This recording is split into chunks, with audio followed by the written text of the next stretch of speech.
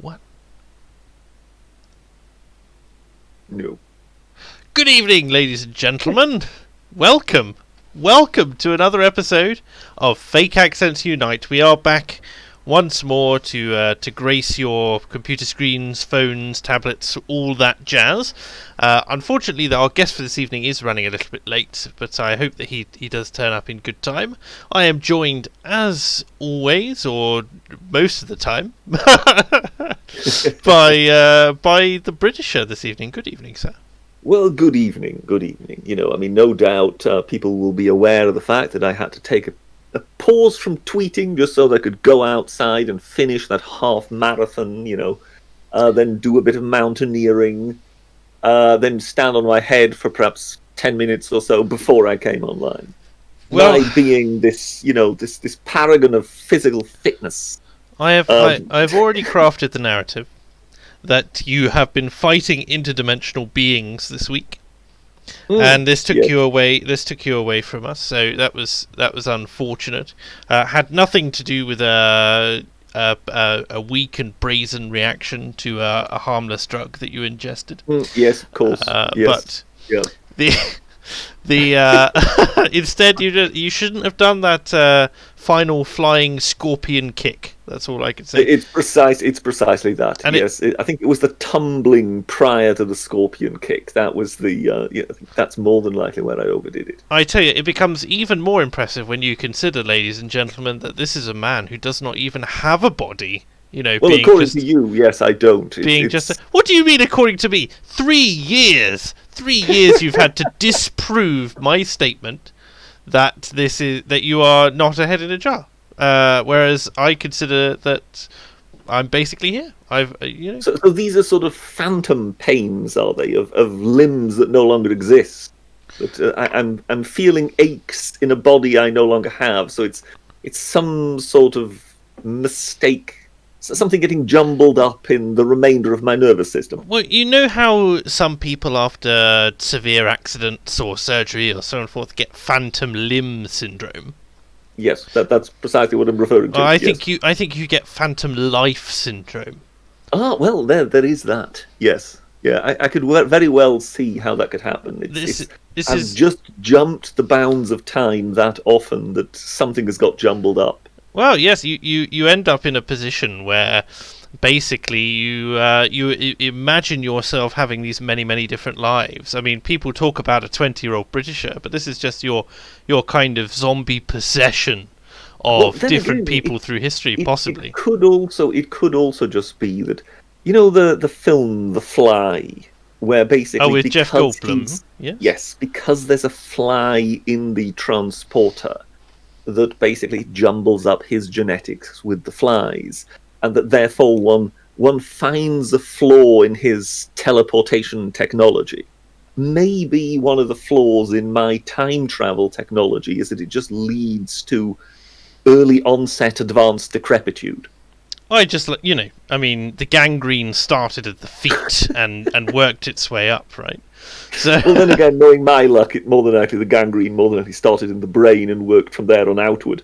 You heard it from me, folk. You heard it here first, folks. Straight from the horse's mouth, as it were. The Britisher has brain rot, according to himself. Gangrene, yes. A gangrenous brain and arthritic joints. That's what we're at this point. But, does the monocle still function, or is that tarnished as well? That's all I want to know.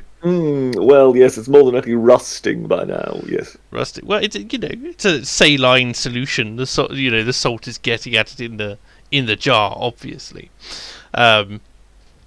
Yes, Green God chimes in, says, so much bloody snow, I must sit back and enjoy a homemade broth, a bottle of red, and listen to my favourite show. Well, I would hope that favourite show happens to be Fake Accents Unite, Green God. It's a pleasure to be able to provide that. But yes, it is. It has been a snowy day, even here, even where I live, which is London. Are you snowed in, Britisher, or are you generally enjoying a couple of inches to yourself? Well, I mean, who knows? I couldn't possibly say. You couldn't. Oh, that helps move the conversation forward, doesn't it, mate? I appreciate that. Hello, everyone. Hey, we're joined by a Froggy, ladies and gentlemen. Welcome, Froggy. Hello. How you doing? Yeah, really good, mate. I've been here for a little while. I couldn't get on my Discord because I haven't been on in ages. I just saw the avatar pop up, and I just assumed it was Jordan Peterson. Jordan Peterson. Now there's a name I haven't heard in a long time. I guess you haven't been reading the Times then. What's happened with the Times? Oh, I think he's someone's done another hit job interview on him, and he put the full interview out on tape, and then I might need to catch that up. The last I'd heard of him, he had gone on his daughter's podcast, Michaela Peterson, and had talked about the trouble he'd had, and then he'd released some of the footage that he had intended to release before his whole crisis, and was starting to get things moving again. But obviously he's got to recoup some of his power levels and so on. So that'd be interesting to observe. But I've not seen much of him. Not that I've been particularly looking for it either way. But no, all the best to Jordan Peterson. May he get better soon. May he rise again. May he rise again. Although I know he's working on another book, 10 More Rules, which he's releasing soon. But I think it's finished. Yeah, he's finished it. It's just it's not. Is it not out yet? I don't think it's out yet. But it's probably going through try and find a publisher who will take it and that sort of thing. But yes. Well, I think it's not so much finding a publisher who will take it. I think it's a publisher whose staff won't basically start railing and tearing at its own hair, declaring that friends have been offended and really? You can't provide rules for life, for living. Self-help is banned unless it's one of ours. That sort of thing. Well, yes, why not? No, I believe it was it Canadian? Was it the Canadian branch of Penguin Books or whatever? Yes. Where the staff had a bit of a how can we call this a session? And it was just unbelievable as to the kind of objections that were being brought up, and you just thought, hang on a moment, it's the sale of books like this that actually pay your wages. One of my favourite kind of lefty intervention meltdowns that I saw was this company had to lay off something like 1,000 staff, right? I think it was in the journalistic industry, and someone in HR decided that the best way to break the news to people was to have therapy dogs come in and basically to console the heartbreaking employees who are being laid off. Of course, if you're an employee of this company being laid off because you're told there is not enough money to keep you on for your job, and you come out to find that they've contracted in dozens of therapy dogs at company expense, what do you expect the reaction to be? But then again, I wonder how many ended up suing the company, claiming to have been bitten. I don't think there's enough backbone in any of them for that. It's just like wet soppishness. But they'll moan and they get an article written about them, and then everyone forgets who they are until it's raised on a little known but popular by its for its audience podcast in 2021. That's what happens, you see. But popular for its audience. That's a clever way of putting it. I mean, the audience enjoys coming here. They enjoy listening to Fake Accents Unite. I just wish that we could not be sick or infirm or broken for more than 1 week, so that we can, not be delayed and that sort of thing. I do very much appreciate the core audience who come say hi and interact with us on the podcast. And those of you who are out there, just listening to us as you go about your day, it's a real pleasure to be able to provide it for you. And I'm sorry we haven't been so consistent of late, but unfortunately it's things beyond our control. So, and a very nice audience they are as well. Yes, Froggy. Don't overstay your welcome with them if you just insulted them this way. With you two playing the good cops, am I supposed to be the bad cop that now just comes in and tells them all they're a bunch of bastards? I mean, you could try that. For legal reasons, the word that British just used is bar stewards. He thinks that a lot of our audience works in the service industry, YouTube, and there's no reason to demonetize this channel. Yeah, so what you're saying is I was suggesting they're all a bunch of John Prescotts. Yes, indeed. Or Ed Stewart. Or Ed Balls. Is that a banned word, is it? Is it a curse word? Yes, I expect so. All right. But there we are. Gun shops are refusing to sell guns to leftists in America. If you can link me up to that, Eric Kai, I can see you there in the chat, either via Twitter or Discord or something, then that would be great. We'll talk about that. That'd be interesting. How do they know? That's what I want to know. I'm hoping that they'll come up with something there. Oh, I've missed your... They're more than likely have some kind of test that basically they ask you to say yeehaw, and depending on how credibly you can deliver it, they from that discern whether you're a right or a left winger. I don't know how else you'd do it. You'd be like, ask them how many genders Precisely. there is. I mean, there is no other way that it's possibly cheap conceivable. shot. So it has to be the yeehaw test. I have to say, Froggy, I've missed your Humberside sort of Hull style. No, that's coming in there. When was the last time we had you on? Actually, it's been a while. I think you've only ever had me on once. What? It's been It's been 3. Apart from the I came on for your big long 10-hour thing. Oh yes. But I've kind of just lockdown's not been very good for. It's not made me kind of all pepped up and ready to go for the whole being involved in streaming kind of thing. It's sort of broken me.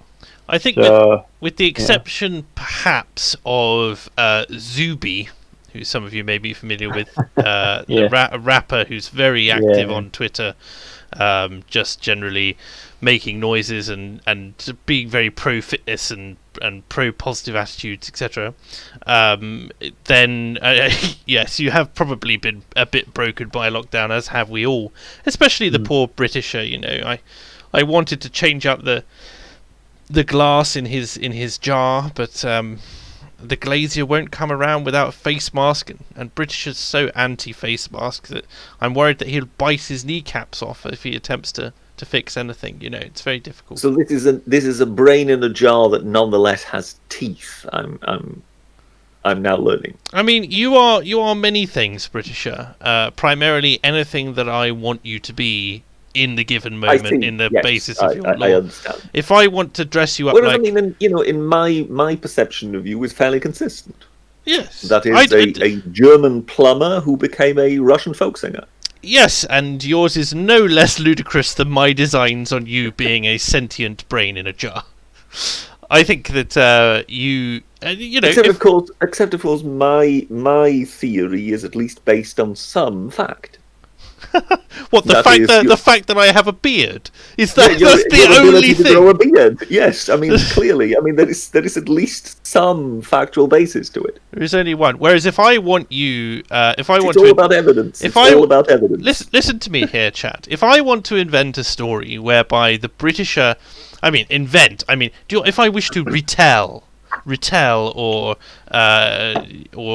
document a story about a 20-year-old Britisher who happened to don a maid's outfit and join a travelling can-can dancers troupe, then running burlesque shows across. Thank you very much. Yes, he invented the can-can. A 20-year-old Britisher invented the can-can and did burlesque across Europe. In an indeterminate time period. Then I have said it, and thus it is law. And chat can also contribute to this by telling us the many things that a 20-year-old Britisher has done. I think we need to revive this meme. I think that We want a full power. What other crazy things has a 20-year-old Britisher done, chat? Let us know. I can see there's a lot of things semi-related to this, which is talking about AOC. So, for those of you who don't know, this is Alexandria Ocasio-Cortez, who has basically hammered her victim status over the Capitol insurrection, which threatened her life and those of other elected officials.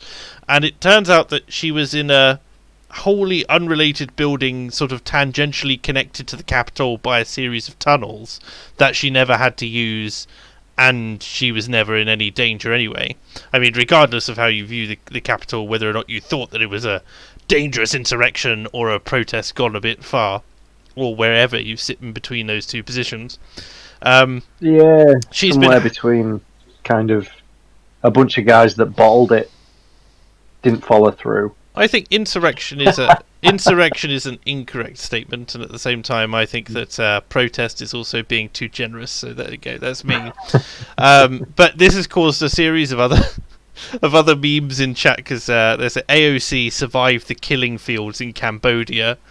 AOC survived 9/11. Was one of the children in the killing fields grassing on the adults. Instructed Sully in how to land the plane. Survived the siege of Minas Tirith. Used to ride trains through Poland for the lols.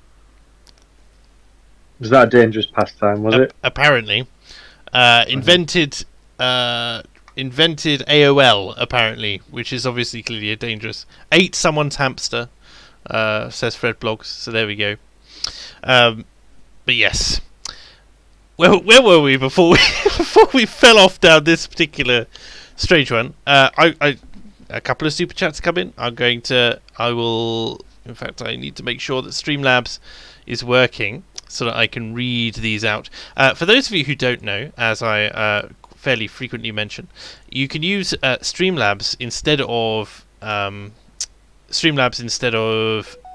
Super Chat in order to donate to the stream if you would like. I get to keep 95% of that instead of 70%, because YouTube with Super Chats is very rough and basically takes 30% of everything. So if you don't want to support YouTube, the best thing you can do is send money via Streamlabs, and we'll get that through there. Okie dokie. So, and someone sent something directly through PayPal, so I'll try and get to that as soon as possible. Just gonna log in. They need to send you money in Dogecoin, and it'll be worth twice as much tomorrow. In Dogecoin, we will be talking about the whole Dogecoin thing. If that's that, I can see this has come in, but I've not got any message attached to it. I don't want to read out your real name. You know who you are. If you've sent some money via PayPal, but if you want to pop your message in the chat and make yourself known, then that would be great. But yes, we were talking about snow and that sort of thing. So yes, has it snowed up where you are, Froggy? Yeah, it's been pretty bad on some days. I had to sort of dig out Fonda Legend from the Harrian podcast at like 6 a.m. because he stayed over. And then he couldn't get off my drive. Oh dear! It's like a shallow. Well, my drive's pretty steep out of my house. Yeah, and he couldn't get up. So this sounds like Scott of the Antarctic. No, I just had to get the grit and a spade out at like 6 a.m. and yeah. I mean, did he say the door cautiously and turning round to say to them inside, I may be. Yes, I may be sometime. Don't wait. That was right. And to be fair, nothing's happened for a year. I've just been sitting around working, and yeah, that's pretty much it. So yeah. When anything happens now, it's kind of eventful. Don't listen. Sorry, there's a message in chat. Don't listen to these outrageous liberal fakes. You know, they're coming back with the fake accusation for us, Britisher. The Britisher, not so obvious, Saga and Attila are all part of the problem. disgraceful, brainwashed shills. Get out of here, man.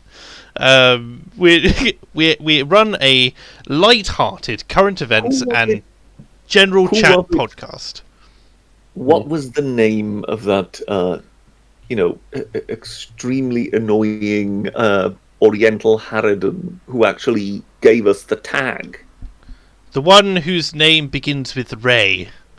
Ray Yes, Murasame. Ray, yes. Whereas this is Ralph. So this is obviously a Ray ally who embraces the very concept of being fakes and so on. May I say a rally? Maybe a rally, yeah. A rally. So what was this? Did Ray say that one of you had a fake accent?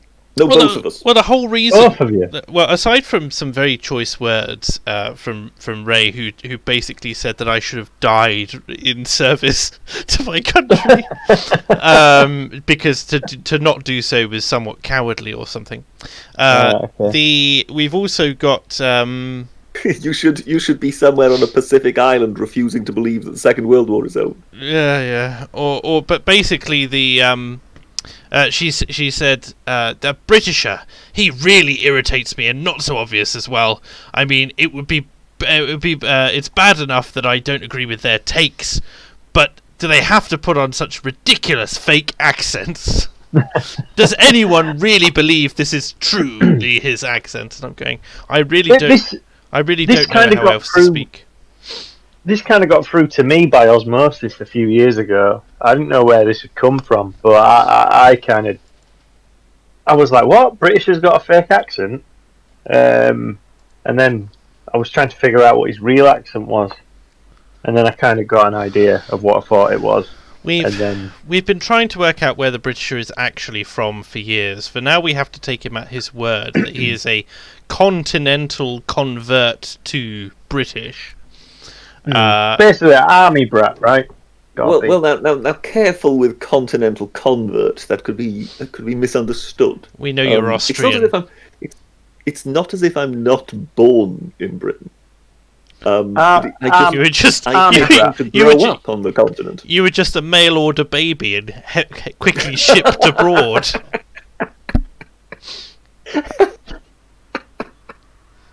I think we may have broken the Britisher here. That may explain a few things. Yes, that more than likely I took a few knocks in the post. Would explain quite a lot now. That would explain quite a few things about my sort of decrepitude as to why I end up non-functioning so often. Yes, there are some. It's all that time just being alive. He's ended up with that kind of Highlander accent. There are some guesses from chat. Some chat says that you're Italian Britisher. Can you imagine an Italian Britisher with just that olive complexion? Oh, but at least I would be good at making a pizza, eh?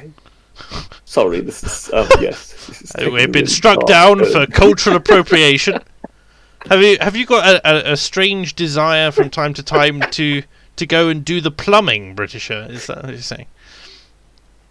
Well, yes, of course. Yeah. You haven't got that. That might just make me German with a predilection to singing Russian songs. You haven't understood that reference at all, have you? You don't know. I did, but I just chose to take it in a different direction that would be more annoying to you. You're such a Luigi, you know that. Mm-hmm. You're always Luigi, never Mario. That's the British.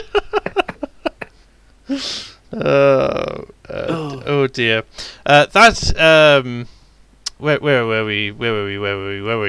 That Indian dude says, This Week in Stupid that you did 2 weeks ago. Thank you, Britisher, for your rational take on COVID, Sargon and academic agents, COVID denialism, but entertaining conspiracies put me off them for a while. So there you go.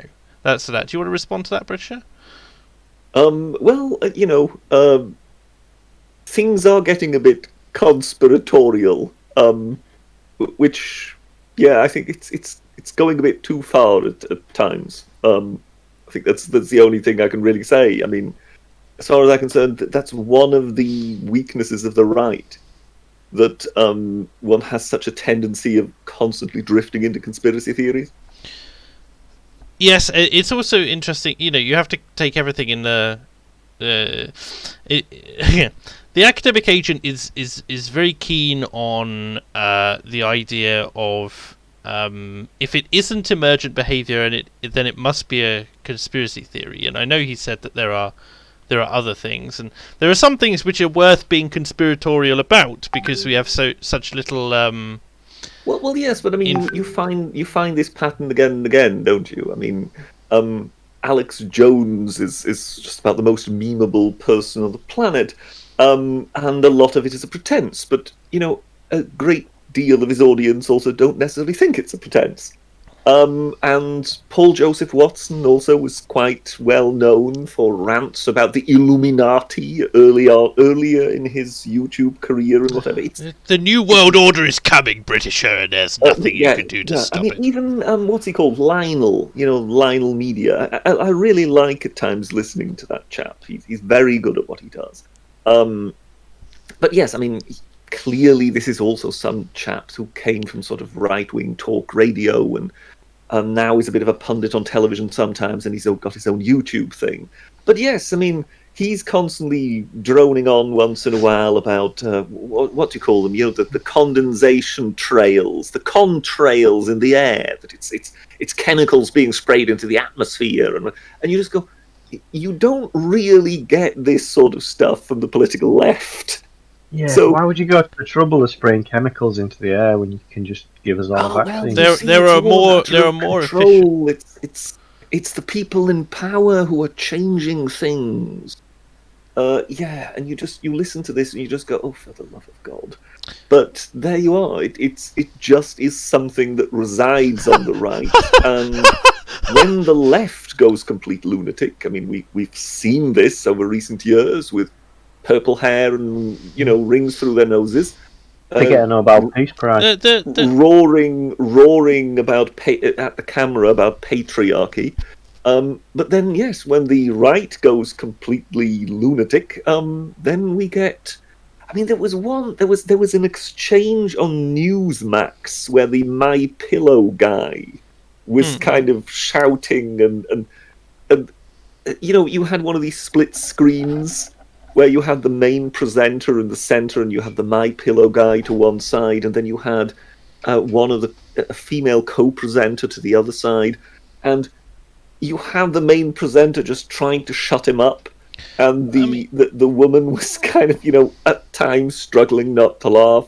I mean, to be fair, you looked at this situation, you just go, yes, is this really the way the right wishes to represent itself at the moment? To be fair, the big difference is the conspiracy theorists on the right are kind of generally denigrated. As you say, they're often a walking meme and that sort of thing. They're also entertained at times by media, just because talking to crazy people is good. It's entertaining television. It's good television, right? So that's one side of things.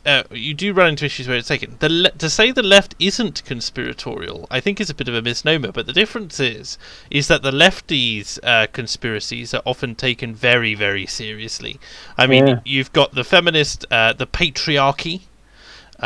You've got the left's general idea of the far right and nationalism as broad concepts, and you've also got the kind of this kind of conspiracy that if you're not with us, you're a Nazi, that sort of thing. The Nazi Russia Gate, that sort of thing. I will give you the patriarchy. I'm not sure necessarily the other ones stand up quite to being conspiracy theories, but the patriarchy thing, I definitely agree. I think, yes, that is a left-wing lunatic conspiracy theory. But that's just it. That if you wish to have the principled stance, then effectively you have to deride both of these phenomena with equal vigor. You have to be anti-conspiracy. We all know that sort of, reality is somewhat different. That one doesn't want to necessarily offend one's own side. As, one doesn't necessarily want to kick down at one's own foot soldiers, but one is quite happy to point out the ludicrousness of the other side. As with all things, that's where it tends all to get a bit lost. We just have to keep working at it, and eventually we'll be able to convince them that actually what's behind all of this is the cathedral. Yes. Yeah. The cathedral is not a conspiracy, though. The cathedral is a emergent behaviour, which is very different. But the is it? Yes.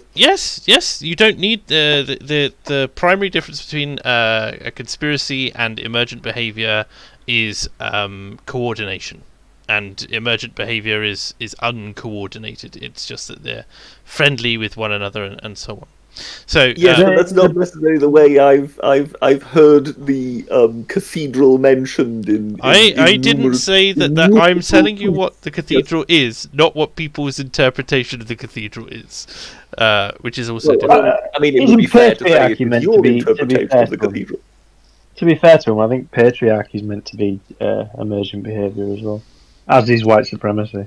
Oh, well, we're not going to tackle white supremacy, patriarchy, and quote, the cathedral in quote-unquote white supremacy. Yes, I know. What they mean is, whatever it is, Are we talking white supremacy, or are we talking whiteness, which is, of course, a new form of sin? I love some of these mentions from the chat, because I do just want to introduce some of the comments that are coming in here. There are some people who are saying Russiagate was definitely a conspiracy. The patriarchy is not a conspiracy; it's a societal ideal. I think we're getting all sorts in here today. I mean, there was lots of left-wing conspiracy theories. They obviously said Russiagate. There was the drinking bleach hoax, the fine people hoax. I'm sure they've had more. The thing with the fish. The fish? Didn't Ray claim to start that? The thing talking about something like, I don't know, that Japanese Prime Minister fed some fish and he threw some in out Trump tipped in his edited footage, and it became a news item for the day. Oh, the joy! I missed that guy. It is interesting to watch CNN's viewing ratings have suddenly fallen in the wake of Trump's departure, as it were. So, well, I mean, who's surprised? It's up for sale, isn't it? Apparently, I think they've milked it for all it's worth, and now I think CNN's up for sale. Well, I think it's more a matter of there was an audience that despised Trump, and they wished to hear their prejudices confirmed day by day. So what do you switch on to kind of feed that habit? And so basically they just switched on CNN and were told day after day what a terrible man Donald Trump was, which is what they wanted to hear. Now that audience really has lost interest because he's no longer there. Now you may well get a similar phenomenon on the other side, that lots of people turning on Fox News to be told what for an absolute monster Joe Biden is. Yeah, I mean, Joe Biden is still undergoing very little criticism. Not that he's been in that long, but we're still seeing the kind of the media lap dancing him. So we'll see how that goes and how long that lasts. Who's lap dancing whom there? Sorry, the media is lap dancing Joe Biden. Yes. Okay. Yeah. It's an interesting image. Well, I mean, if somebody wants to take that statement and turn it into a reality, then turn it into a memeable reality, then I'm not opposed to that idea. So there we go. By the way, change the subject entirely. Did you see there was a bit of a ruckus on Twitter earlier that in Scotland, Lanarkshire police have charged someone with saying something not nice about Captain Tom? So for those of you who are foreigners, Captain Tom Moore, formerly Lieutenant Tom Moore, who was given a post. He was post post-service promoted as a result of his charity fundraiser for COVID relief, has died, aged 100, after raising nearly £4 million, I think it was, for You should have stayed inside, like the advice charity. says, instead of No, walking it around was outside. way more than Wait. 4 million. More than 4 million. Anyway, a lot of money, and he was very old and quite frail. I think they sent him on a holiday between lockdowns to Barcelona or something, but I think it was Barbados. Barbados, that's the one. And he died recently in hospital, purportedly of COVID, right? And this has been, sad news, and he's received a knighthood and all this sort of thing, pre all this. And somebody put out a tweet saying something along the lines of "the only good soldier's a dead soldier," and being very disrespectful. Yeah, I think it was British soldier. If you actually convert that from, I think it was Gaelic or whatever, Scottish nationalist. The screen name of the guy, it was something like Free Scotland, wasn't it, in some foreign language. Yeah, just a very an unpleasant character, to say the least, but just someone who is making his views known. He's been charged with offences, a communications offence. So here it is on Herald Scotland. I apologise, there is very little information that's given here. The 100-year-old veteran, known for his NHS fundraising during the pandemic, passed away on the 2nd of February after raising more than £32 million. 3 days after his death, Lanarkshire Police received a report of an offensive tweet. A 35-year-old man has been charged with communication offences and is due to appear this Wednesday, February 7th. This coming Wednesday, February 17th. So that's all we know about that. But the tweet itself is, as far as I've been able to source, is something along the lines of, the only good British soldier is a dead British soldier, and free Scotland. And you just think, what utter nonsense! Who has he offended? Because this is the thing. It's not like Captain Moore can be offended posthumously, right? Perhaps it's a member of his family or something like that, but I doubt it. I expect that it's just some guy online who's reported the tweet and the police have decided that that's a good use of their time. Yes, it will no doubt have been someone being offended on someone else's behalf. Indeed. That's how it arrives. And then the police now obviously are living, particularly in Scotland, are living in an entirely different world, and immediately, therefore, action must be taken. I mean, gone are the days when you would have just had a sergeant at a police station telling whoever was calling to please get a life and put the phone down. Yeah, I thought you were going to say the sergeant calling round his house to say, "Could you just not do that?" And I was like, pretty sure that's even a bit much, isn't it? But yeah, no, telling the person to go sod off basically it would have been the best policy. That would be great, wouldn't it? Well, I mean, it's that we have to somehow get to. I had sort of an exchange on Twitter. I don't know. I may well have an answer since then. I don't know. When there was an American sort of bragging, you see, Brits, you see, that's why this was the first thing on our list when we got independence. And I sort of felt I had to put this person right and say, I think you'll find it wasn't the first thing on your list, because that's why it's an amendment to your constitution, because you forgot to put it on your list at the time. And even the amendment itself only really gave you in writing the right to free speech. But the interpretation of what constituted free speech in America was the same as the one in Britain. It's only really since sort of the mid-20th century, thanks to Oliver Wendell Holmes, that the interpretation of free speech has differed in America from that in Britain. So this is the problem. These things take a huge length of time to evolve into these things. So even if in the 18th century you declare independence, it's actually still only halfway through the 20th century that you actually manage to get it right. And the depressing thing is that in Britain, we're still nowhere near getting it right. No. And the only way we'll ever really, I mean, how should we say, it's extremely promising to see the political right get annoyed at what's happening. But the one thing that irks me is what I see annoying the political right is largely the fact that it is affecting them. So they see authoritarianism on the left regarding free speech, and they see it affecting their people, and therefore they want something done about it. But the moment you burrow down and say, oh, well, do you really want this? Would you be willing to accept this? Would you willing to... Then suddenly, oh, well, no. There still has to be proper standards and standards of decency and values and conservatism, yada, yada, yada. Well, this is one of the...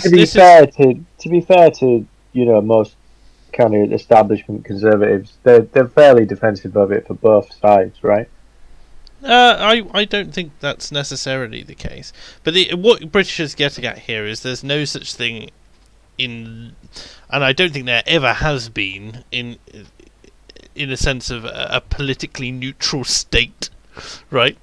So it's always, we've got to instill these values in these people. It's not that the state is in the libertarian kind of position.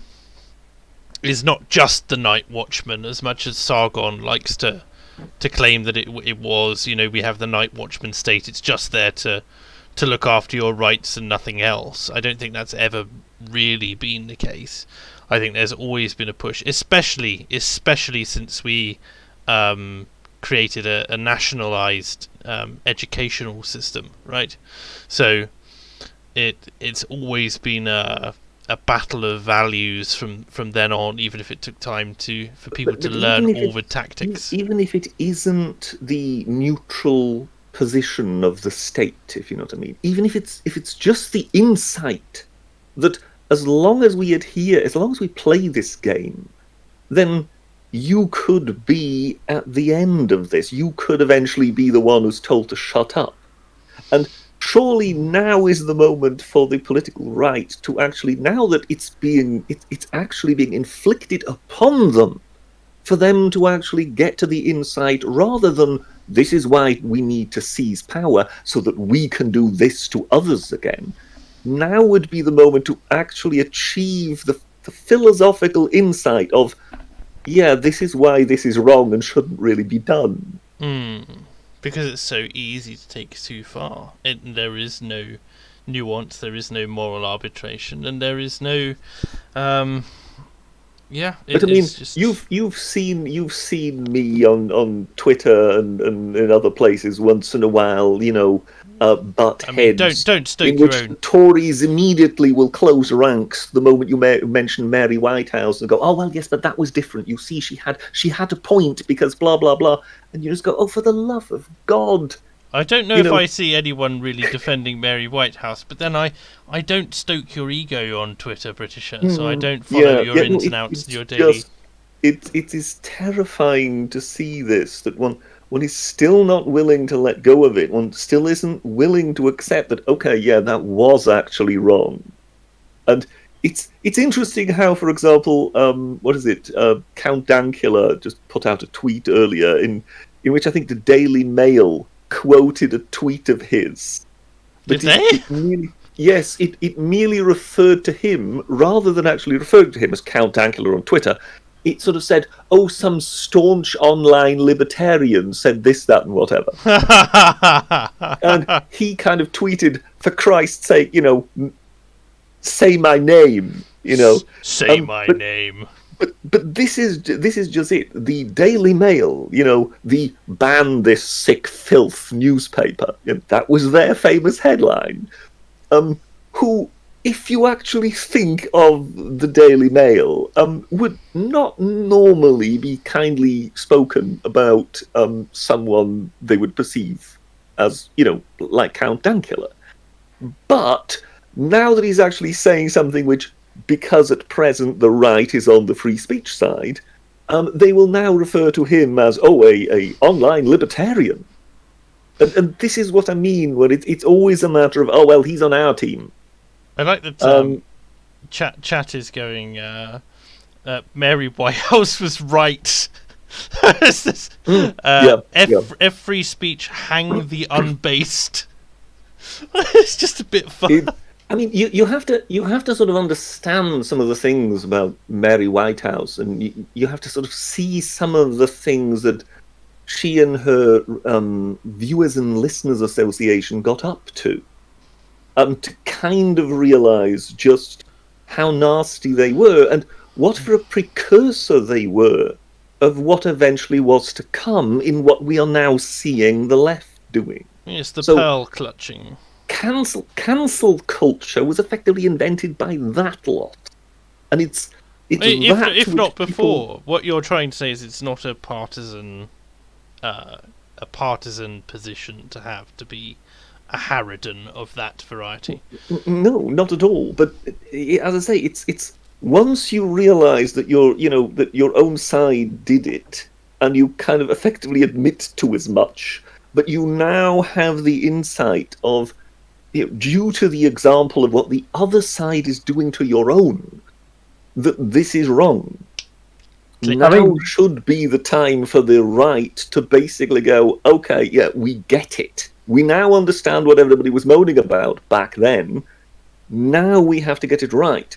If you actually would have one of the major sections like that, particularly considering that the Conservatives are strictly speaking in power, how is it still possible that it can't be got through to the powers that be that something actually has to happen in this regard, and we need absolute bomb-proof assurances that we can speak and we can express ourselves however we wish without the danger of someone eventually inventing some reason for which to come down upon us. But why would the power structure that exists now give you, relinquish that power if they've already got it? Well, the power as such, we know is a strange thing. That A, you can lose it, and then the other side can do it. And B, when you're looking at the sort of conflicted political right in our country, you know that a lot of this stuff at present is actually being driven by the political left. So a lot of the cancel culture, a lot of the censorship is actually coming from the left, but it's nonetheless happening under a conservative government. And you would think, well, where are the Conservatives? Where is Jacob Rees-Mogg? He holds grand speeches in Parliament about free speech and the right of the press to have free expression. And you just go, yes, it's about the right of the press to have free expression, so they give him an easy ride and don't go for him. But he never extended it. He never extended it to the general population. He never actually said that everybody ought to have these rights. This is one of the things, though, with our Conservative government, is they don't even at the moment maintain the veneer of wanting to, say, talk to their constituents. They're above all of that. They're parliamentarians. Thank you very much. So you end up with this, they get corrupted by general establishment talk and big ideas that they shouldn't be having, and misrepresentative of the public. I mean, the Tories are in favour of hate crime laws and all the rest, just like the left is, right? So I don't know if we could even... I would hesitate to define the Conservatives as particularly right-wing, but that's that. But not to take another politician. If I look at some of the biggest politicians, or the most notable politicians from the last 100 years, say, and you take people like Churchill, who spoke directly to the people, and it was very clear that it was him talking to the people in a speech he wrote himself. And similarly, Enoch Powell, say, whatever you might think of his Rivers of Blood speech, he turned around quite regularly on the television, looked dead in the camera, and said, if you've got a problem with this particular issue and you're my constituent, get down to the office, I want to speak to you, I want to know. And it's that kind of attitude, that kind of serving of the public attitude, which is woefully gone from contemporary politics today that I see. Everything has become managerial. Yes. There is it's no man on the ground and just to bring me your problems. I need to get that as best a representative view as I can. Here is this time. I'm going to be on these surgeries. I'm going to be here. In a strange way, there was a certain parallel to left-wing politics there, because effectively they were operating as shop stewards. So basically, you would be the one to whom, a worker in a factory could bring a problem. And it's in the strange absence of the that union. in that regard, I mean, no doubt the Conservatives of today would hate the comparison, but it nonetheless was somebody who was fairly grassroots and was basically saying, yes, and you can come to me with an individual problem. These days, if you approach an MP, you're actually fairly lucky if you ever get to meet the guy. You're largely going to speak to one of his staff. Or you'll get rebuffed because you're meeting them in public or whatever, or you'll do something stupid like that kid did, and who is the chap, I can't remember, but he was harassing him by the bus stop and that sort of thing. But recently this was, but it's Chris Whitty. Yeah, Chris Whitty, and I look at these things and I just go, where has it gone? I mean, we've seen Yes Minister, I would hope all of us, and you understand that they've all become Sir Humphrey. They've all become the people. None of them even bother to entertain the ideals that Jim did. I think the Yes Minister expression for it isn't that they've become Sir Humphrey; it's that they've become house trained. That's what they tend to refer to them as. They're all house trained. Yeah, they've become the house trained. Yes, I find that disgusting. If I'm honest, these are people who are supposed to have the character to rebuff that in order to actually. Well, yes, but I'm still really at a loss. Even with the, political structure as we've got it, and with the mandarins in Whitehall and whatever, I'm still at a loss as to why free speech is such a problem. Why we need to be able to arrest somebody for saying something nasty about someone who's just died on Twitter. It's utterly baffling to me why this necessity is here. That offence is just the everlasting sort of Damocles sword to be dangled over British society. When a Conservative government removes Speaker's Corner, I think we need to be very concerned. Very, very concerned for free speech. I don't know how we're going to preserve it, because aside from a sudden mass awakening in the general population, I don't know. As I say, there has to be some sort of insight that is achieved by at least one of the two political sides. And if there is one of the sides that should now be in a position to achieve that insight, it is the political right, because they are the ones who are presently getting it in the teeth. And therefore, surely it should be them who should now come to the insight. This whole thing of controlling what others might be allowed to say is perhaps not a good thing. I just still don't understand how they can't manage that final step. It's a very British way of putting it, Patricia. You are casting ever more doubt on you being raised in Belgium. There we are. I think we've keep guessing. I think we've talked we've laboured this point to death a little bit. So we're going to move on as well. We're going to catch up with some super chats now, and we'll see how we go. Anaquin Cringewalker says Brexit Gear Solid 5, The Phantom Pain, starring punished Britisher, a man denied his cigar, and Master NSO. He's pretty good. Thank you, Anaquin Cringewalker. I do love a Metal Gear Solid reference. I never played the 5th one, but that's the last. I've never played any of them. Psycho Mantis was my last thing. Anyway, Autochar says, for some reason, despite never seeking out Jordan Peterson, YouTube autoplay queues up a Peterson interview to follow the week that was every single week. What do you make of your position in the algorithm now, British? It is strange. I also get very strange suggestions in the autoplay after things. I've told you to stop watching hentai. Well, there is that, yes. But yeah, I mean, being followed by Jordan Peterson, I could imagine worse things. Just imagine, you can see on screen right now, chat, that there is obviously my avatar. There is the Britisher's head in a jar. Just imagine that head, squeezing out an uwu face as he squeals with delight at anime girls, and that's what you get at the weekends. An uwu face. You see, I mean, this is where you have the advantage over me, because I don't even know what an uwu face is. Very droll, Minister, very droll. Is that the excited-looking one that's got cum all over it?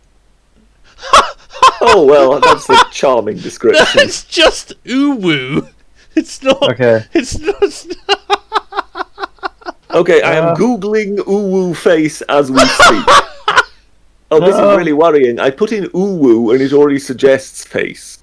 Yes. I mean, where like their eyes are kind of crossed and then the mouth's open. No, you're thinking of ahegao or whatever it's called. Oh, right, okay. But the uwu face is just like, it's an emoticon. It's like an emoticon. This is sort of a kitty cat emoji of sorts, isn't it? Britisher getting his little kitty cat ears out and on the top of his helmet and that sort of thing. Take that how you will. Okay, yeah, right. That's a worrying thought. Moving on. I fear I may have created a bit of Britisher law that should not have seen the light of day. But nobody wants to think about British's helmet. EC90 says, NSO and Britisher, are you part of the shadowy cabal that bravely conspired to fortify the American election? Oh yes, this is the... I don't mean oh yes in response to the question. This is the article... was it the Time magazine article? Time magazine article, wasn't it? Where they basically said that they basically said they rigged the election. So yeah, basically admitted that AA was right all along. And that we should have been listening to Simon Park. Right. You should be My Pillow guy. No. You should be very careful ascribing legitimacy to the academic agent's views. But it did. They just came out and said it, and said that they had influenced the election and they'd made a concerted effort, and they gave it all these fanciful titles like limiting disinformation and inspiring people to vote with campaigns and getting laws changed to increase voter turnout. But what we mean is they loosened the restrictions in order to vote, which are restrictions for a reason. They lobbied and spent money which would not have been allowed by various different campaigns in a concerted effort in order to influence the US election, and they managed it. I consider this conspiracy to be accurate, and Britisher has his position on that, no doubt, as well. But of course I do. But as far as I'm concerned, the whole thing was rigged. So there you go. Just as a result of that, and those people should all be impugned, put in prison, and rot in a cell for the rest of their life. But that's just me. It's a good thing I'm not in power. That's what I'm saying. So, I think there's something we can agree on. Yes. Autochart says a 20-year-old Britisher was the real-life Flashman, minus the struggle snuggle. Did Flashman rape someone? Yes, there was a rape in the first Flashman. Oh, good grief! although it's in all fairness to Flashman, it's one of those where he's kind of subjected to force majeure. This week on Fake Accents Unite, the Britisher defends a rapist. It's one of those where I think some Afghan tribe offers him a woman, and to say no would be a deadly offence and get him killed. But then he didn't have to stick it in her, did he? But then at the same time, she herself is also none too willing, and her betrothed then obviously spends the rest of the book trying to do him in. I see. Well, Autochat continues, I'm up to Royal Flash now. It's quite impressive work.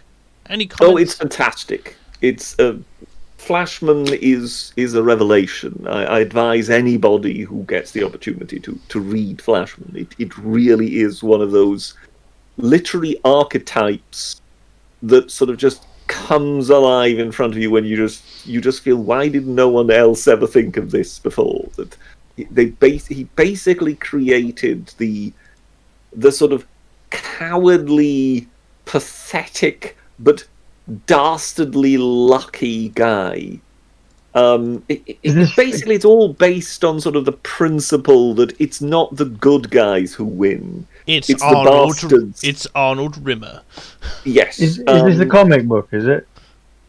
No, I mean these are proper books. It's not a comic book, but it's a graphic novel. seen the comic in style. It's definitely it's a graphic. It's humorous. It's a graphic. It's very, very funny. It's a graphic novel, Froggy. Obviously, Yeah, you get it with kapow and splat in it. But he pretty much sort of shags his way through the Middle East and India and Russia and whatever, and it's very, very funny. But yes, he ends his life bedecked in every medal and a holder of every title that you could possibly conceive, and yet he then leaves behind. That's sort of the conceit of these books, that he leaves behind his memoirs, in which he actually tells the world what really happened. And yes, that he is basically a prime bastard from the off, and everything just happened to go his way. And it really is hilariously funny. It's a very, very good read. Well, there's the Britisher shilling Flashman for the umpteenth time. There we go.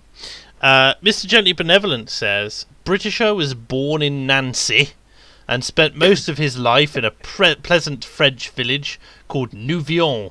I thought we all knew that. I think what he's trying to tell you is that I'm one of the Nancy boys, yes.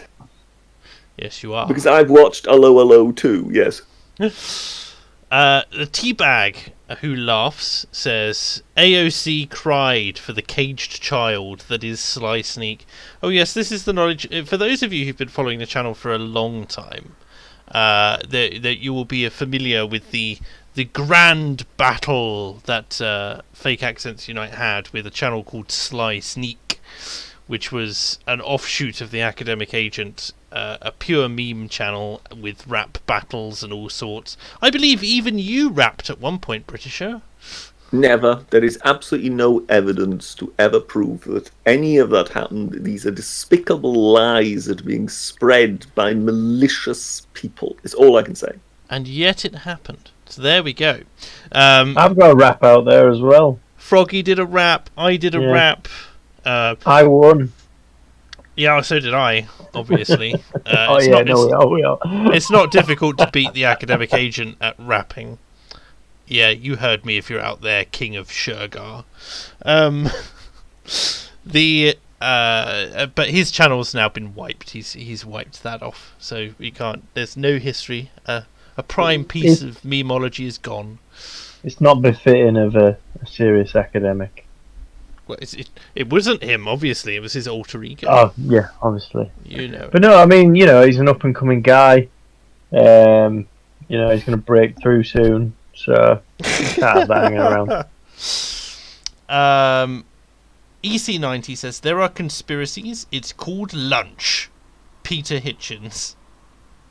Oh, it's called lunch Peter Hitchens. Does he call it something different? Does he call lunch dinner?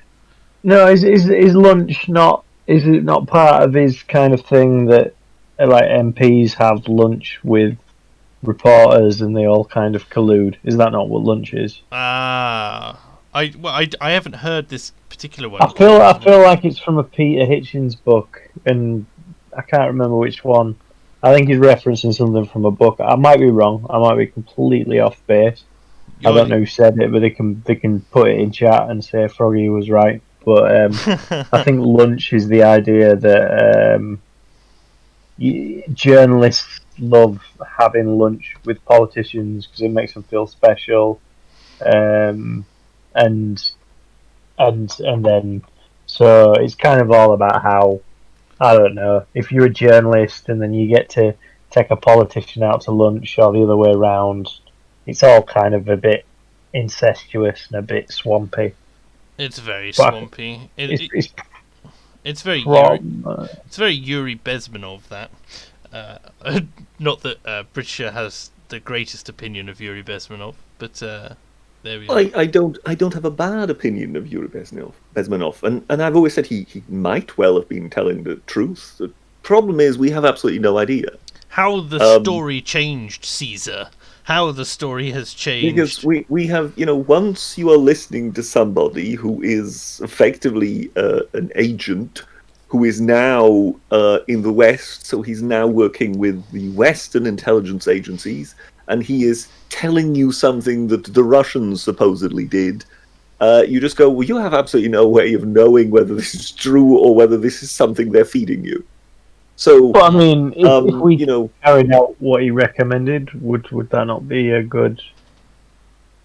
positive thing? Recommendations such as what? If we kind of just say, well, there's a lot of these kind of useless academics that do these studies that are kind of, on a society level, are probably detrimental. This deconstructionism. Maybe. Yes. No, I'm entirely for loading these people onto a trebuchet and firing them into the sea. I don't have a problem with that. There's a difference. The phrasing is very important there.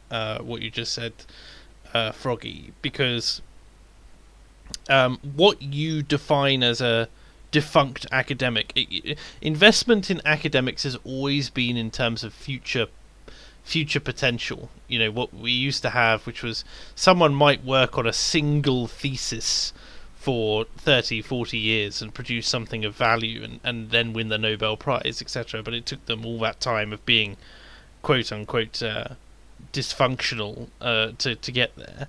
But and likewise, you've also got the issue, which is the journals. So anyone can set up a journal now.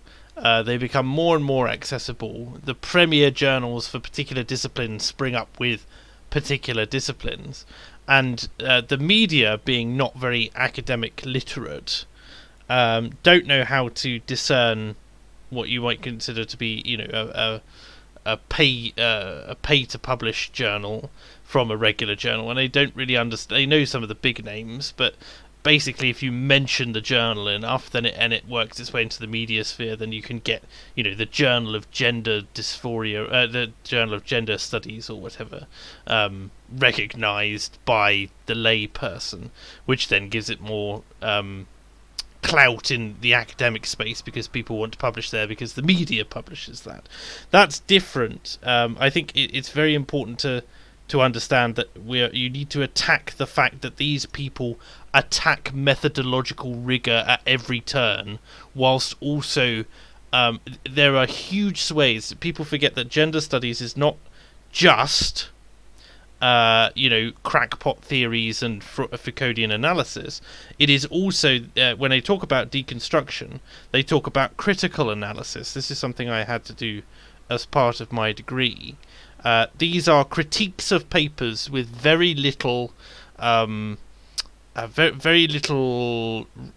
There's no refutation. So it's kind of point out the flaws, don't offer any solutions. And so they launched a two-pronged attack. One, attack everything which up until this point has been regarded as credible on the basis of very subjective things and without backing up alternatives with other literature. And the ones that they are backing it up with are things with fewer citations than I have fingers, usually. And then you've got the other side of things, which is pushing out the crackpot theorems. But it is really a two-pronged thing, and it's very important to understand that, and also that you can't just say, let's get rid of all the academics who aren't producing anything that we consider a value, because you don't know necessarily what is going to be a value in 50 years, say. So there may be a breakthrough in some places. All you can do is attack back as hard as they attack you, and better, because it's very easy to get them on methodological issues and stuff like that, and effectively lower their legitimacy. Unfortunately, because of the enormous burgeoning number of social humanities students, and therefore the papers, and the fact that these people were swarming from their degrees into positions of power and influence inside companies, even at a mid-level, they are the degree of the mid-level midwit. They end up in all the HR departments, and then they promulgate themselves. So there you go. Sorry, I just went on a little bit of a ramble there, didn't I? Well, with your ramble concluded, I think this might be a good moment for me to announce my departure. Oh, 1 second. There is one more question for you, British, okay, which I must get to this. So, that Indian dude says, I'm reading about the Roman accounts of the Huns and Attila. I understand why they would be appalled. Reading about the Roman accounts of the Huns and Attila, I understand why they would be appalled. But after reading copious amounts of steppe nomad peoples and history, it would seem Attila's terror tactics were standard fare. Any commentary, Britisher? Well, I mean, Attila's terror tactics did seem to be standard fare if you then compare it with, the Tatars and the Mongols and whatever. That's true. But when it comes to more civilized peoples, they were just that, absolute terror tactics. I mean, what was it, the Tatars? I'm not sure that built, sort of towers out of skulls and stuff like that. I think the Huns also had a particular liking for impalement, to the point where one sort of felt perhaps they're going a little too far. If you get the climate changers on board with that, you can say deforestation is wrong, and therefore we need to stop the Huns because they're deforesting too many sticks to skewer people with. But I think there was something that was seen even as a horror, not just by the Romans and by the Empire, but so too by the other barbarians who were fleeing them. So it seemed as if the Germanic tribes that were kind of fleeing from them also saw them as an absolutely unique monstrosity. So it seemed that if once you ventured out into the steppes, that's how things just were out there. But nonetheless, this was not how it was for considerable parts of Europe, including the Germanic tribes, so not just the Romans.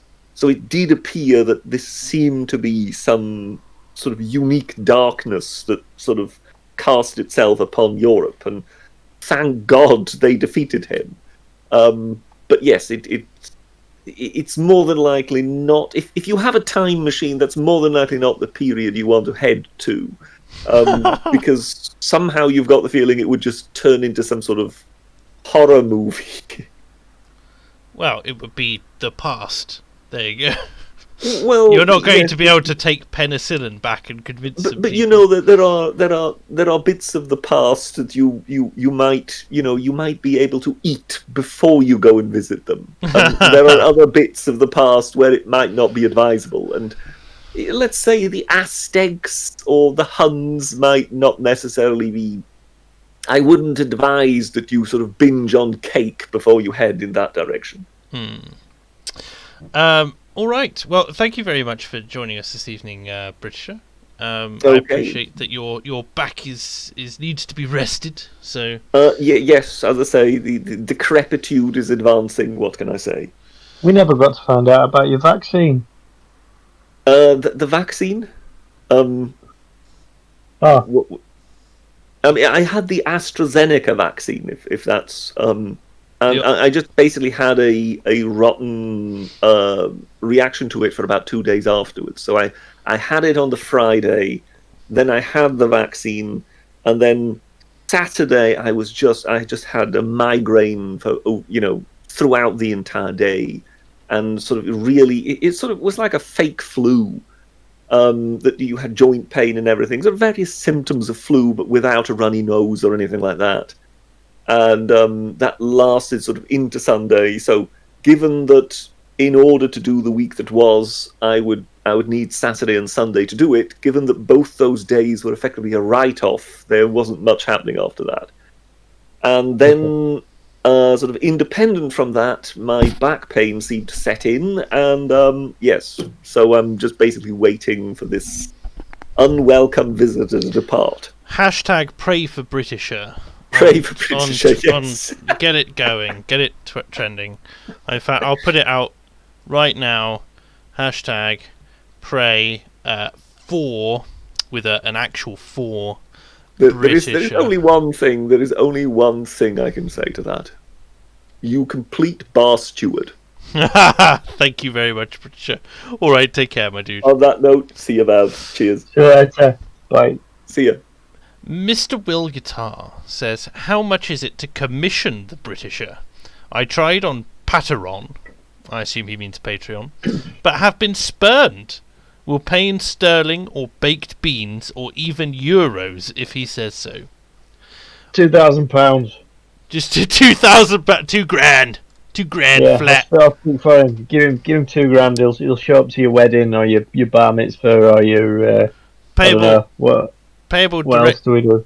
Payable directly to NSO and Froggy Industries.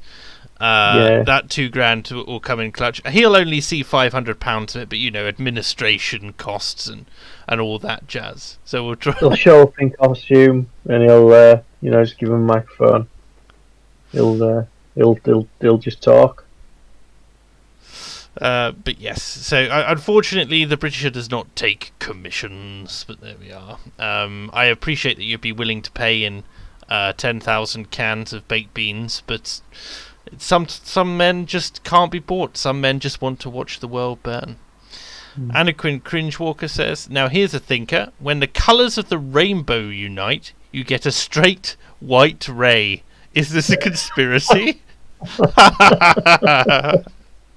There'll be something. I think there's people are talking about all this implicit association, etc. of how black people are associated with the colour black, and dark black is always associated with darkness. But you have to remember that the most of the time when referring to race only really became a thing in America with the birth of this of the Atlantic slave trade, right? And the reason that they were only defined as black is because they were effectively, they didn't know where they'd come from in many cases, because they were buying the slaves directly from tribes who had conquered other tribes in different parts of Africa. So that's where the white versus black divide came from. Whereas, as we all as we should know, the European peoples have always seen each other as distinct and separate, and so when they went to Africa, they characterized people by their tribes as they wanted to be characterized as well. They don't define Nigerians the same as Zimbabweans, or Kenyans the same as Egyptians. It's all very different. So I don't think. I think it's really frustrating when they talk about, and there's this implicit bias. It's very frustrating. But yes, EC90 pointing out what I mentioned earlier. Yes, the Tories support hate crime and offence laws. Yeah, the Tories are the left at this point. They are pursuing the same agenda. They're just going about it in a slightly different way. They're not doing it as quickly as the radical left, which is the Labour Party, would like. And I don't know what to do about it. I'm one of the getting myself into one of these positions where I would really love a solution that doesn't go kind of beyond the usual means of regime change. Give up. Just accept that we have to win at Global Homo, because that's the game that we're all playing. I mean, that's a very defeatist attitude, Froggy. I tend to view it in a kind of Machiavellian sense.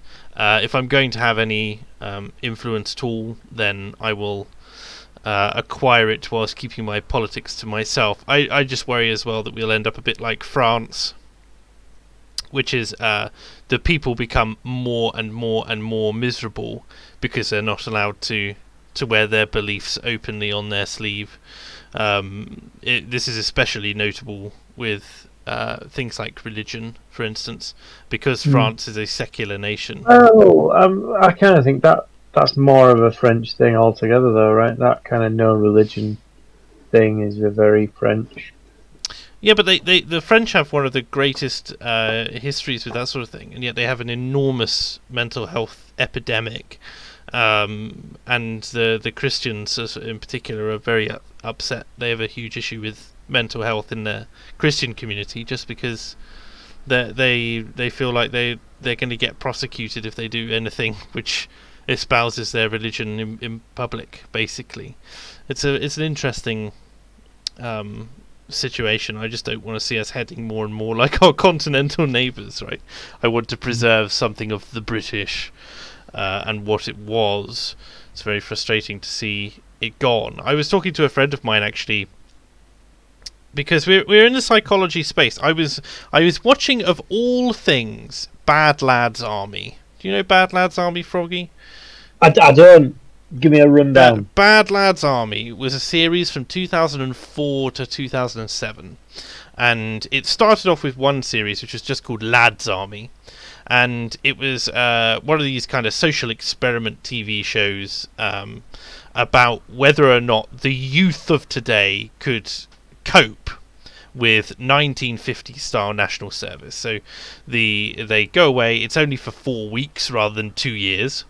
And they do their national service, the equivalent of their national service, in old 1950s uniforms, with ex-military personnel fulfilling the roles of the directing staff, and they also they cut in footage of people and actors and celebrities who went through national service, giving their account of what it was like. And from season 2 onwards, they did Bad Lads Army. So they took people who, petty criminals and people who'd been in the nick and people who hadn't, people who had been let off on warnings, and people who just hadn't been caught but had gone into this thing, and put them through this training. Now, as I say, it's only... How did that work? Are you a criminal? Do you want to be on TV even if you've not caught you? If they some of them wanted to do it because they wanted to prove something to family, and some of them got there because the judge said you can either have a suspended sentence or you can go do this as this kind of experiment.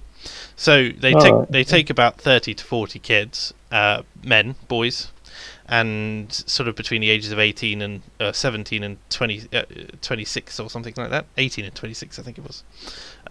And they put them through it. There's a little bit of a gimmick on each subsequent series, but the general premise is to do that. And they get yelled at. They're all working class lads for the most part.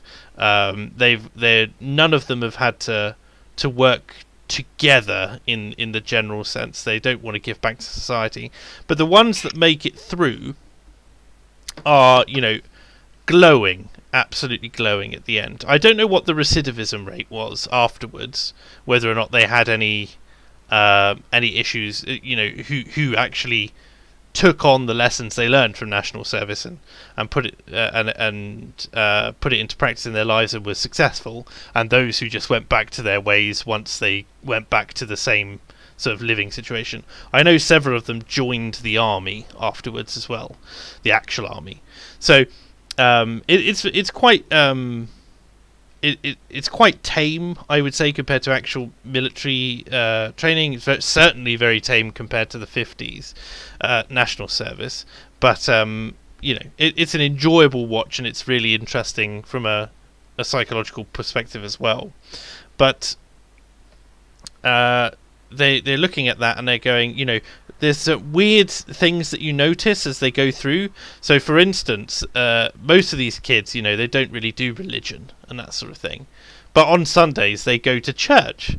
And it's amazing how many of them, especially the harder lads, the ones who put in a braver face on it, break down once they have a church service. And they've started interrogating what they're doing with their life and what they're doing wrong and what they want to be. Some of them have kids, and they were saying at the beginning in their interviews, like, oh, I've got loads of kids, or I don't know how long I'll stay with this one. They've got the girlfriends and the parents on board, giving their interviews as well. It's amazing how some of them really know their kids and some of them really don't. As well, and you get this kind of real introspection, but also a kind of patriotism is also bred there. You find them singing the marching songs, and so one group of them decided that they were going to sing the national anthem, and that was just going to be the song that they enjoyed singing when they were singing together, and that sort of thing. And also embracing the kind of army spirit of mascots and that sort of thing. I think they stole a garden gnome from the Sergeant Ray, and named him Monty after Montgomery Platoon. And then he just said, it's yours now, it's your mascot, look after him. And they broke it within a couple of days. But it's quite enjoyable to watch these sorts of things. So it's a really interesting series, and you look at it and you go, I was having a discussion with a psychology colleague of mine, and I'm talking about the process of what this thing did, which is break people down and then build them back up again.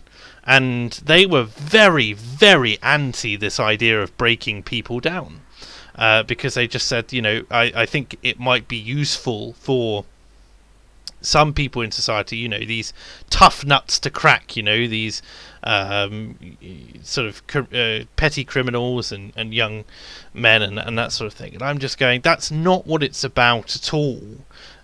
This whole process is about making you go through a kind of forced adversity that forces you to make quick decisions, that is very uncomfortable, that teaches you life skills, but it's in an environment where you can make those mistakes. I'm not advocating really for the return of national service, because there were a lot of issues with the system, and I don't think that Bad Lads Army either is representative of what that was. But I'm referencing, I'm seeing things in that I'm can also get back from my own training when I joined the Air Force, of this kind of shared ideal and shared goal and community building, and you don't know anyone when you arrive, and then within 4 weeks you've become mates, and you know who you hate and who you don't, but you can still work together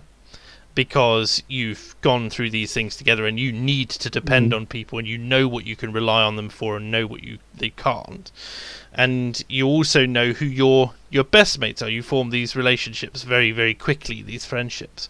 There's a problem as well with the the dropout rate with it, right? There are some people who simply refuse to be helped, or who can't hack it, and who can't maintain the graft or the grip, as they call it, rat bags, if you want to be rude about it, right? And it's a real issue for them, but they get weeded out so quickly. If people aren't working in a particular unit, they get weeded out so quickly that it's it makes the rest of the unit stronger. And those people go off and they can lead a relatively idle life, as they might say on the show, and not achieve anything. But you are now in a group of people who is going to achieve things, etc. Now, I appreciate... How does this tie into depression in France related to religion? Because that's how you got onto this, right? Well, I was kind of moving on from that. But yes, it's a... when it comes to these sorts of things, a lot of the depression and the frustration and the mental health I see is deriving from this kind of lack of community, lack of combined adversity. There's these things that link people together, and I'm not saying that everyone should get screamed at for 4 weeks and be forced to hold up these unrealistic standards. But I think that we're losing that. We've lost something.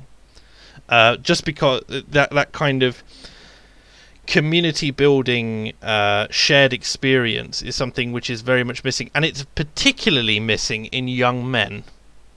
And young men need this kind of this kind of community to and this kind of exercise and this kind of physical outlet as well to really function, I think, optimally. I know it certainly helped me a lot, for instance, and I wouldn't, I left the Air Force after a short while, but it was summarily dumped out with medical discharge. But the important, I'm not articulating this particularly well, but I feel like it's an important thing that most young men would benefit from, even if it's not something that particularly the women in my life would ever claim to understand, because they don't like this idea of breaking down people in order to build them up. And I go, no, that's exactly what a young man needs, so that he feels he can do it. It makes him more disagreeable. It makes him stand up for his mates. It makes him appreciate the good things that he has when he has them. There are so many benefits to this. It's not a scarring experience in the same way. It's not abusing them, but it is breaking them down and building them back up again. Anyway, there's it's a kick up the backside in order to prevent you from being beaten over the head, basically. That's the way I would phrase it. Sorry, I just went off on one there. So there's that. No, I mean, doing that sort of, because I just don't know how that ties into French secularism, right? Cause I think I was like French secularism's been around for a long time. Has it, or is that me misreading what France is about? Yeah. I was more getting on about the crisis in the feminization of society and the reasons why the soft approach. It's the same manner of thinking that says you should never smack or shout at your kids, right?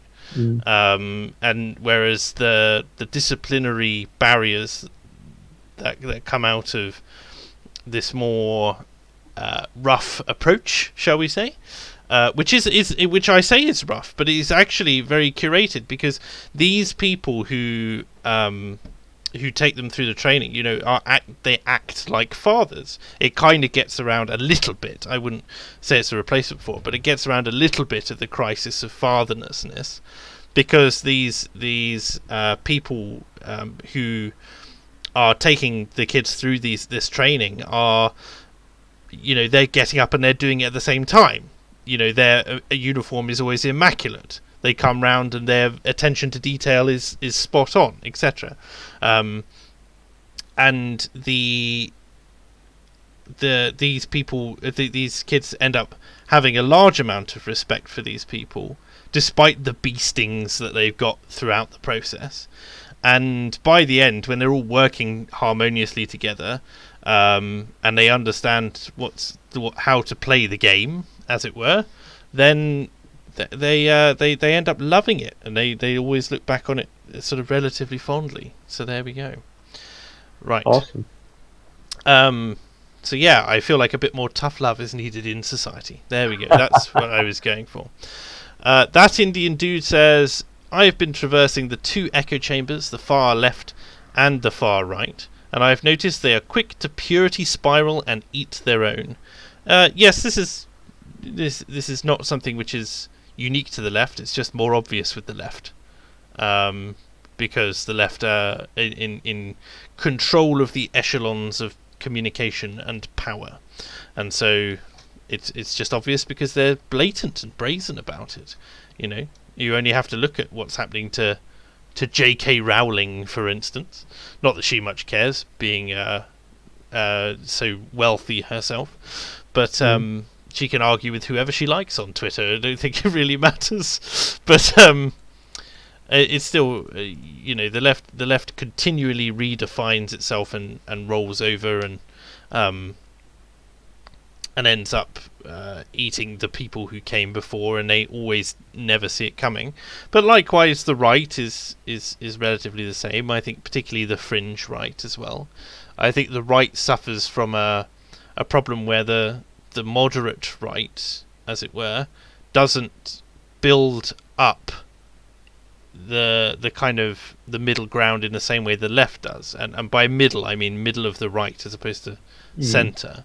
So the left is always like, oh, we'll promote this person, and I've had this person, and this person's great, and I love this person. They love to throw around the word love, and the people on the right don't do that. They're the people on YouTube getting involved in the drama, and I hate this person, and this person is just wrong, and I'm dunking on this person with facts and logic, and I couldn't possibly have this YouTuber on my account because it might conflict with my growth and whatnot, especially because we're all being squeezed, right? There's this I think it's less about not wanting to expand thought, but there's less of a banding together than I would like, in terms of people going, I want to come on your show and you can come on mine, and let's do this and let's try and build something here. I quite like that. Sargon, for all you might criticize him, is very keen on that sort of thing nowadays. He didn't used to be, but he is now, and he's never been what he describes as a sub-whore. So it's not like, oh, if you can only come on my channel if you're over 100,000 subscriptions or whatever, So I think we need to see a little bit more community building on the right, and I do see it happening in some spaces, but not as much as I would like. That sort of thing. Any comments on that, Froggy?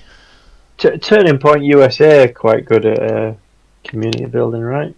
It's in the middle right, in the kind of establishment right, they all talk to each other. I can't say that I've really I can't say that I've ever really observed masses with Turning Point UK or USA, actually. Oh my goodness. Someone has created the Wooisher. He has been created. We are going How to do I even see it? I am going to have to put him on a t-shirt. Let me put him in slideshow here, and then let me refresh the slideshow, and what was it about, like? And we will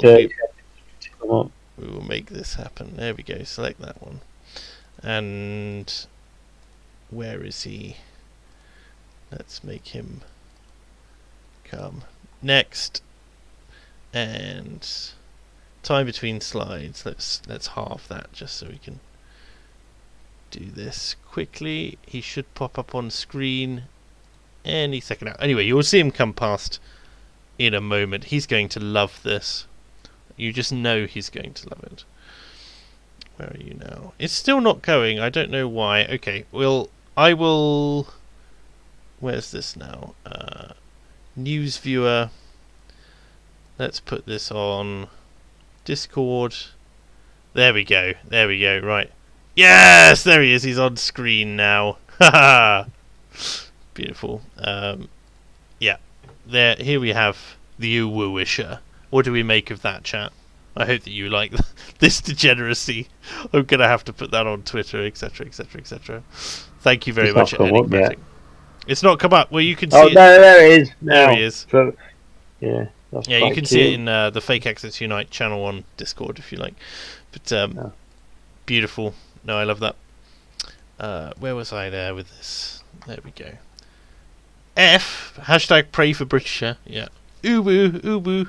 Chibi Britisher. There we go. Hugs for Britisher.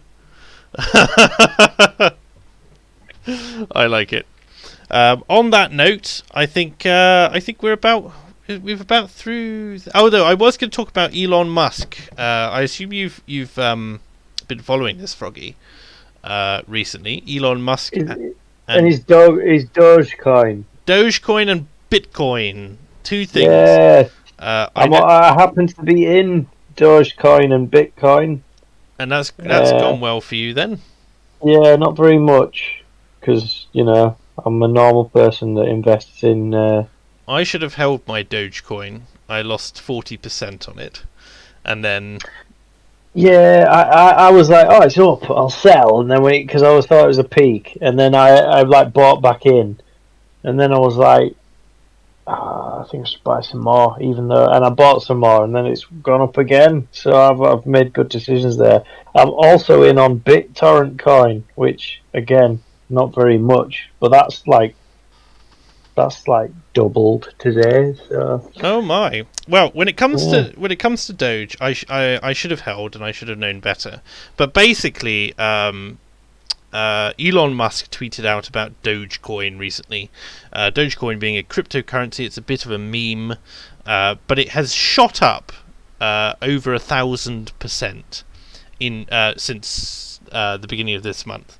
And the other thing with it is that several of our friends, including a certain Count, if Dogecoin hits $1, will be able to pay off their house. So it'll be interesting to see what happens there. But it spiked itself up to about 5.5-6 cents, and now it just hit 9 USDT yesterday. It went up to about 6 USDT. USDT is what's called a tether coin. It's not. It used to be valued the same as $1, and then people realised it wasn't actually $1, so it's worth a little bit less. But basically, it's the equivalent of dollars on currency exchanges. So Doge has gone up to nearly 9 cents on that. So that's really interesting.